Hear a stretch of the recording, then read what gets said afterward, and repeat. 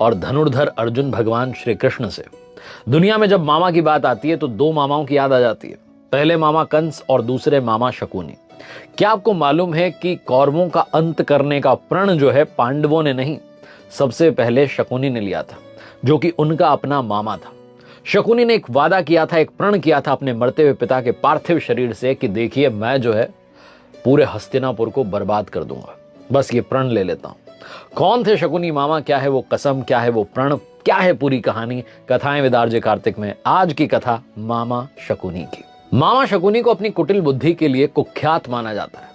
प्रख्यात कहना सही नहीं होगा क्योंकि उनकी बुद्धि ऐसी थी जिसने पूरे हस्तिनापुर को बर्बाद कर दिया। कौरवों के मामा श्री शकुनी मामा कौरवों के शुभ चिंतक माने गए, कदम कदम पर दुर्योधन का मार्गदर्शन करते रहे। दुर्योधन ने भी अपने मामा की इच्छा के बगैर एक कदम नहीं उठाया, लेकिन ये बात माता गांधारी को खटकती थी, पिता धृतराष्ट्र को खटकती थी।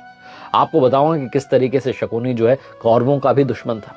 शकुनी गांधार नरेश राजा सुबाल के पुत्र थे। शकुनी का जन्म गांधार के राजा सुबाल के राजप्रसाद में हुआ था। माता गांधारी के छोटे भाई थे और जन्म से ही कहते हैं कि कुटिल बुद्धि के स्वामी थे। राजा सुबाल को अपना सबसे छोटा बेटा बहुत प्रिय था। कई सारे छोटे छोटे राज्य मिलकर के आर्याना क्षेत्र बना था और इसी क्षेत्र में गांधार राज्य था, जो कि आज के नॉर्थ अफगानिस्तान के एरिया में था, जो उस काल में गांधार कहा जाता था, कंबोज के पास था और हिंदू कुश पर्वतमाला के समीप था। जो गांधार है वही गांधार का अपभ्रंश यानी कि बिगड़ा हुआ नाम है।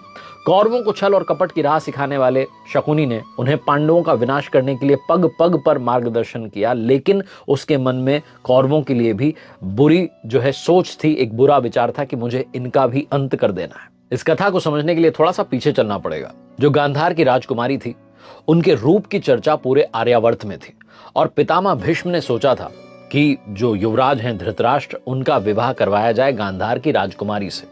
पहले उन्होंने सोचा कि गांधारी का अपहरण करके लाया जाए, लेकिन अंबा और अंबालिका ने उन्हें ऐसा करने से मना कर दिया। पितामह भीष्म जो थे वो गांधार की राजसभा में धृतराष्ट्र के लिए रिश्ता लेकर के गए, लेकिन उन्हें मालूम था कि उनका प्रस्ताव ठुकरा दिया जाएगा। तब पितामह भीष्म ने क्रोधपूर्ण अंदाज में कहा कि मैं तुम्हारे इस छोटे से साम्राज्य पर चढ़ाई करूंगा और इसे समाप्त कर दूंगा। अंततः जो राजा सुबाल थे उनको पितामह भीष्म के आगे झुकना पड़ा और बहुत क्रोध के साथ उनको अपनी सुंदर पुत्री का विवाह एक ऐसे राजकुमार के साथ करना पड़ा जो कि नेत्रहीन थे, धृतराष्ट्र के साथ में। गांधारी ने भी दुख पूर्वक आजीवन जो है अपनी आंखों पर पट्टी बांधे रखने की प्रतिज्ञा कर ली। गांधारी से महाराज धृतराष्ट्र को 100 पुत्रों की प्राप्ति हुई थी, जो आगे चल करके कौरव नाम से जाने गए। कहा जाता है कि गांधारी का विवाह महाराज धृतराष्ट्र से करने से पहले ज्योतिषों ने सलाह दी थी कि गांधारी के पहले विवाह पर संकट है, इसलिए पहला विवाह किसी और से कर दीजिए, फिर धृतराष्ट्र से कीजिए। ज्योतिषों के कहने पर गांधारी का विवाह एक बकरे से करवाया गया। बाद में उस बकरे की बलि दी गई। कहा जाता है कि गांधारी को किसी प्रकार के प्रकोप से मुक्त करवाने के लिए ज्योतिषों ने यह सुझाव दिया था। इसी वजह से गांधारी प्रतीकात्मक रूप से विधवा मान ली गई और बाद में उनका विवाह धृतराष्ट्र से कर दिया गया। ऐसा क्यों किया गया, इसके पीछे और भी कारण थे। गांधारी एक विधवा थी। ये सच्चाई जो थी बहुत समय तक कौरव पक्ष को पता नहीं चली। ये बात जब महाराज धृतराष्ट्र को पता चली तो बहुत क्रोधित हो गए और उन्होंने समझा कि गांधारी का पहले किसी से विवाह हुआ था और ना जाने क्यों जो है किस कारण वो मारा गया। धृतराष्ट्र के मन में इसको लेकर के दुख उत्पन्न हुआ और उन्होंने इसका दोषी गांधारी के पिता राजा सुबाल को माना। धृतराष्ट्र ने गांधारी के पिता राजा सुबाल को पूरे परिवार सहित कारागार में यानी कि जेल में डाल दिया। कारागार में उन्हें खाने के लिए सिर्फ एक व्यक्ति का भोजन मिलता था। केवल एक व्यक्ति के भोजन से पूरे परिवार का पेट कैसे भरता। कुल मिलाकर के पूरे परिवार को भूखे मार देने की साजिश थी। राजा सुबाल ने निर्णय लिया कि ये जो भोजन है सिर्फ उनके सबसे छोटे पुत्र को दिया जाए ताकि परिवार में कोई जीवित रहे और शकुनी जो है अपना जीवन का लक्ष्य या प्रण को ना भूल जाए। इसके लिए जब भी जेल में परिवार के साथ वो बंद थे तो सब परिवार वालों ने मिलकर के उसके एक पैर को तोड़ दिया ताकि अपने परिवार के अपमान की बात याद रहे और उसके बाद शकुनी जो है लंगड़ा कर चलने लगे। एक एक करके सुबाल के सारे पुत्र मरने लगे। सब लोग अपने अपने हिस्से का चावल शकुनी को देते थे ताकि वो जीवित रह करके कौरवों का नाश कर सके। सुबाल ने अपने सबसे छोटे बेटे शकुनी को प्रतिशोध के लिए तैयार किया। मृत्यु से पहले सुबाल ने धृतराष्ट्र से शकुनी को छोड़ने की विनती की, जो धृतराष्ट्र ने मान ली। राजा सुबाल के सबसे छोटे पुत्र शकुनी जो थे वो अपनी आंखों के सामने परिवार का अंत होते हुए देख रहे थे। जब कौरवों में वरिष्ठ युवराज दुर्योधन ने देखा कि शकुनी जीवित बचे हैं तो अपने पिता से कहा कि इन्हें क्षमा कर दीजिए, अपने देश वापस लौट जाने के लिए कहिए या यहीं रह जाएं हमारे साथ। तो शकुनी ने हस्तिनापुर में रुकने का निर्णय लिया और हस्तिनापुर में सबका विश्वास जीता। 100 कौरवों का अभिभावक बन बैठा और अपने विश्वासपूर्ण कार्यों के चलते दुर्योधन ने शकुनी को अपना मंत्री नियुक्त कर लिया। सबसे पहले उसने गांधारी और धृतराष्ट्र को अपने वश में किया, फिर धृतराष्ट्र के भाई पांडु के विरुद्ध षड्यंत्र करवाया और धीरे धीरे शकुनी ने दुर्योधन को भी अपनी बुद्धि के मोहपाश में बांध लिया। शकुनी ने दुर्योधन को युधिष्ठिर के खिलाफ युद्ध के लिए भड़काया और महाभारत के युद्ध की नींव रखी। जिस पासे से पूरी महाभारत का युद्ध प्रारंभ हुआ, उस पासे की कहानी पहले आपको सुना देता हूं आगे बढ़ने से पहले। शकुनी के बारे में कहा जाता है कि कभी भी जुए में नहीं हारा। उसकी जीत का रहस्य उसके पासों में छुपा हुआ था। बहुत कम लोग जानते हैं कि शकुनी के पास जुआ खेलने के लिए जो पासे थे वो उसके मृत पिता की हड्डी के थे।